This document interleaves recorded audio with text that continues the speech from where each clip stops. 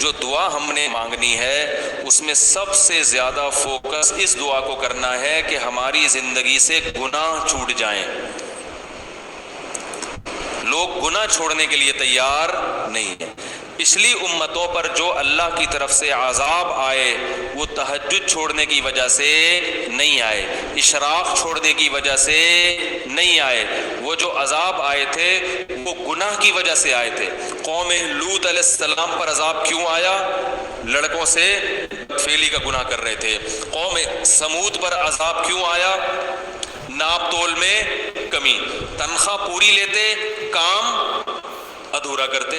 آج ہر آدمی یہی کر رہا ہے, دفتر میں کام پورا نہیں کرے گا, تنخواہیں پوری لی جا رہی. پولیس میں سب سے ایماندار وہ آفیسر سمجھا جاتا ہے جو رشوت نہیں لیتا. حالانکہ اتنا کافی نہیں ہے, بلکہ یہ بھی ضروری ہے کہ اپنی ڈیوٹی ٹائم پہ دیتا ہو. بھائی رشوت لینا بھی حرام ہے, لیکن کام کیے بغیر تنخواہ لینا کہاں سے جائز ہو گیا ہے بھائی؟ گورنمنٹ کے اداروں میں جو اسکول اور یونیورسٹیاں ہیں وہاں پروفیسر حضرات اور ٹیچرز اگر وہ دل جمعی کے ساتھ بچوں کو نہیں پڑھا رہے ہیں اور سیلری پوری لے رہے ہیں تو وہ سیلری قوم سمود میں داخل ہوگا کہ نہیں ہوگا کہ کام ادھورا, اور جب حق لینے کی باری آئی پورا اور دینے کی باری آئی تو اس میں ڈنڈی مارتے ہیں. کتنا قرآن مجید نے والدین کا حق بیان کیا ہے. لا تقل لهما اف, اف بھی نہیں کرنا ہے. بہت زیادہ قضا کا لفظ استعمال کیا. تیرے رب نے فیصلہ کر دیا کہ ماں باپ سے اچھا سلوک کرنا ہے, فیصلے کا لفظ استعمال کیا. کہتے ہیں نا عدالت نے فیصلہ سنا دیا, اس کی ویلیو ہوتی ہے. ایک جگہ فرمایا ووصینا, وصیت کر دی ہے. وصیت کہتے ہیں مرتے ہوئے جو انسان جو بات کہہ کے جا رہا ہوتا ہے. اللہ پر تو موت نہیں آتی, لیکن اللہ کہہ رہے ہیں اتنی تاکید سے یہ بات کہہ رہا ہوں جیسے کوئی دنیا سے جانے والا کس تاکید سے کہتا ہے نا, تو وہ معمولی حکم نہیں ہوتا, بہت سخت آرڈر ہوتا ہے. تو والدین کے بارے میں بھی اللہ نے کہا معمولی حکم نہ سمجھنا, بہت شدید آرڈر دے رہا ہوں کہ والدین کے ساتھ اچھا سلوک کرنا ہے, خدمت کرنی ہے. ایسے لوگ ہیں 10-10 سال سے والد صاحب قومے میں گئے ہوئے ہیں, خدمت کر رہے ہیں ان کی وہ. اور ایسے لوگ بھی میں نے واقعہ سنایا تھا نا پچھلے ہفتے کا, اپنے باپ کو لے کے جا رہے ہیں ہاسپٹل, باپ بول رہا ہے زیادہ تو ابا کو کہہ رہا ہے ابا چپ کر جاؤ ورنہ ایدھی سینٹر میں جمع کرا دوں گا, چپ کر جاؤ ورنہ اولڈ ہوم میں جمع کرا دوں گا. زیادہ نہیں, یہ بہت گھٹیا جملہ ہے, بہت غلیظ جملہ ہے یہ. آپ نہیں کہہ سکتے باپ کو یہ جملہ, وہ جو مرضی بولے آپ نے بہرحال اس کی خدمت کرنی ہے, ماں کی بھی اور باپ کی بھی. بہت بڑا حق ہے. تو لیلۃ القدر میں ان گناہوں سے توبہ کرنی ہے. اگر توبہ کی توفیق نہیں مل رہی تو اللہ سے توبہ کی توفیق مانگنی ہے کہ اللہ میرے باپ کے ساتھ میرا سلوک اچھا نہیں ہے, تو مجھے باپ کے ساتھ نرم لہجے میں بات کرنے کی توفیق عطا فرما. مائیں بیٹیاں ماؤں کے ساتھ اچھا سلوک نہیں کرتی, گریبان پکڑتی ہیں ماؤں کا, تانے دیتی ہیں. کہیں شادی ہو گئی نا بچے کی غلط سسرال, مائیں کو تانے دیں گی آپ نے کرایا یہ. وہ بھائی ماں کب بیٹی کے لیے برا سوچتی ہے, مقدر میں تھا ہو گیا, آپ نے کیا یہ آپ کی وجہ سے ہوا ہے. بہت غلیظ جملہ ہے, تانے دیے جا رہے ہیں, برا بلا کہا جا رہا ہے. تو اللہ سے ان بیٹیوں نے ہاتھ اٹھا کے توبہ کرنی ہے. اللہ ماں کے ساتھ بدسلوکی اس جرم سے میں توبہ کرتی ہوں, اے اللہ تو مجھے اس توبہ پر قائم رہنے کی توفیق عطا فرما دے. نبی صلی اللہ علیہ وسلم نے فرمایا وہ عورت جنت میں داخل نہیں ہو سکتی جس کی موت اس حال میں ہو کہ اس کا شوہر اس سے راضی نہ ہو. کتنی خواتین ہیں شوہر بیسک حقوق ادا کر رہا ہے مگر اس سے تمیز سے بات بولو بھائی نہیں کرتی. سب سے بڑا حق تو والدین سے اطاعت میں تو اللہ نے عورت کے لیے شوہر کا حق والدین سے بھی زیادہ کر دیا. ہم تو انگریز تھوڑی ہیں کہ ہر آدمی اپنے اپنے طریقے کی زندگی گزار رہے ہیں. وہاں میاں بیوی کا تعلق ایک قانونی ہوتا ہے, وہ تمیز سے بات کرو تو ہم بھی کریں گے, نہیں تو تم بھی نکلو یہاں سے ہم بھی نکلیں. کوئی ریلیشن تھوڑی ہے. سوشل ڈسٹینس کے پیپر لیے ہوئے ہیں میاں بیوی نے عدالت سے, میاں ادھر سوئے گا بیگم ادھر.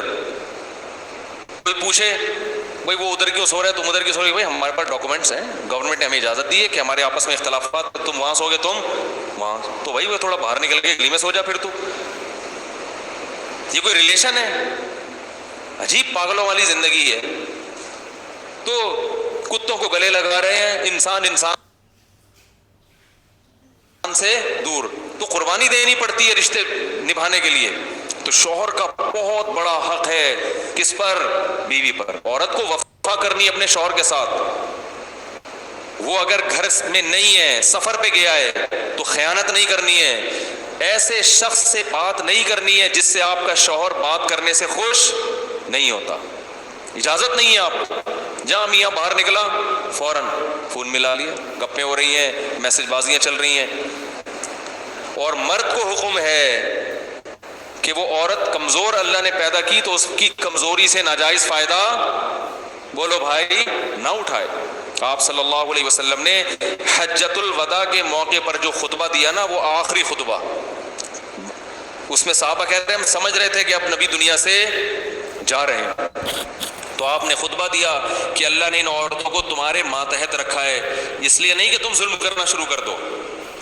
ان پر تمہاری اتنی اطاعت واجب ہے کہ تمہاری مرضی کے بغیر گھر سے نہ نکلیں، تمہاری مرضی کے بغیر کسی کو گھر میں داخل نہ ہونے دیں، اور تمہارے مال میں خیانت نہ کریں.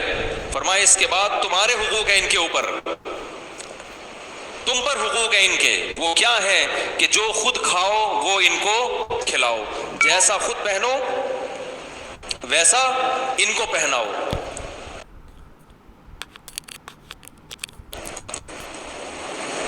بعض عورتوں کی شکایت آتی ہے میاں گھر میں آتا ہے جیسے چنگیز خان یا ہلاکو خان گھر میں داخل ہوا ہے، تمیز سے نہ سلام نہ بات چیت، ہر وقت ناک پہ.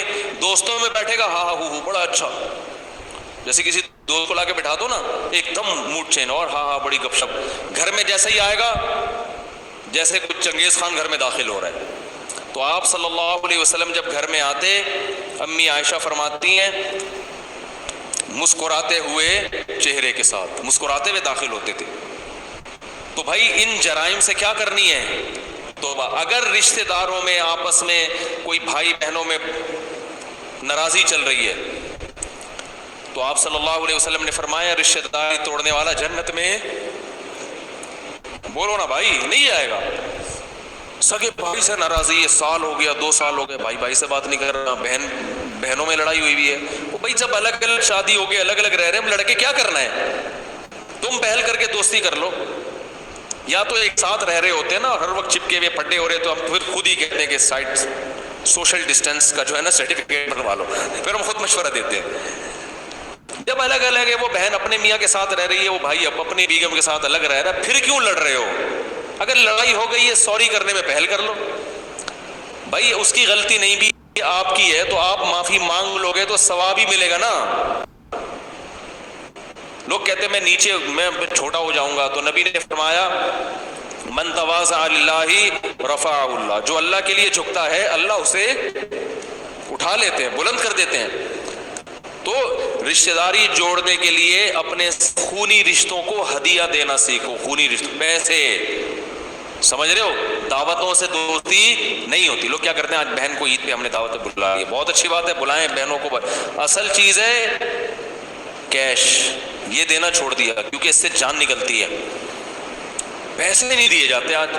منتیں مانیں گے روزے کی، منتیں مانیں گے نمازوں کی، صدقے کی منتیں مارکیٹ سے شارٹ. ٹھیک ہے نا، اے اللہ میرا یہ کام ہو جائے تو اتنے روزے رکھوں گا. خواتین بھی مانو اتنے روزے رکھوں گا. پہلے صحابہ جو منتیں مانتے تھے وہ یہ کہ میرا یہ کام ہو گیا تو اتنے پیسے صدقہ کروں گا. پیسے مارکیٹ سے کیا ہو رہے ہیں کہ اللہ تو میرا سارے بھی کام بنا دے، پیسے جیب کے کام ہی یہی ہے کہ پیسے بچ جائیں، یہی تو کام ہے. تو وہی کام میں کیسے قربان کر دوں؟ تو رشتہ داروں کو پیسے دیا کرو، پیسے روکڑا، سمجھ رہے ہو؟ بھائی کو لفافے میں ڈال کے $1 دو، یہ ہدیہ ہے آپ کو. اگر وہ اپنی توہین محسوس کرتا ہے چھوٹا بھائی مجھے کیوں ہدیہ دے رہا ہے، سائٹوں سے بھجوا دو. کسی دوست کو بولو یہ تم دے دینا، میرا نام نہیں آنا چاہیے. نہیں آ رہی میرا خیال ہے بات سمجھ. بہنوں کو ہدیہ دے دیا کرو. زکوٰۃ دے رہے ہوتے ہیں بہنوں کو، ٹھیک ہے زکوٰۃ بھی دینا جائز ہے، ثواب ملے گا، لیکن زکوٰۃ دینے کا مقصد ہوتا ہے کہ اب اپنی ذمہ داری ہماری کیا ہو گئی پوری. بھائی زکوٰۃ تو غریبوں کا حق ہے، بہن غریب ہے تو ایک تو اس لحاظ سے، لیکن بہن کا حق تو اس لحاظ سے بھی ہے کہ وہ بہن ہے، اس کو تو زکوٰۃ کے علاوہ بھی دو نا بھائی. تو خونی رشتوں کا جو حساب کتاب ہے وہ کیا ہو رہا ہے؟ ختم.